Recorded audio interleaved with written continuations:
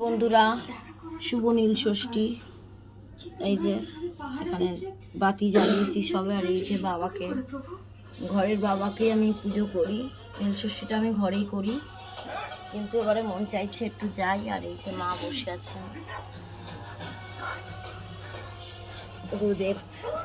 এই যেখানে সবার জ্বেলেছি ছোট মোমবাতি তো বন্ধুরা, তাই তাড়াতাড়ি শেষ হয়ে গেছে এই মোমবাতি। এবার আমি নিয়ে যাব, এবার একটু মন্দিরে যাব, কেন মনটা খালি মন্দির মন্দির করছে, যেহেতু এক বছর ঢালতে পারিনি।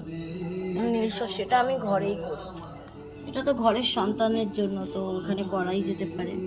তাও যাচ্ছি একটু মন্দিরে, এখন যাব। এই যে সবার জন্য জ্বেলেছি, নিভে গেল।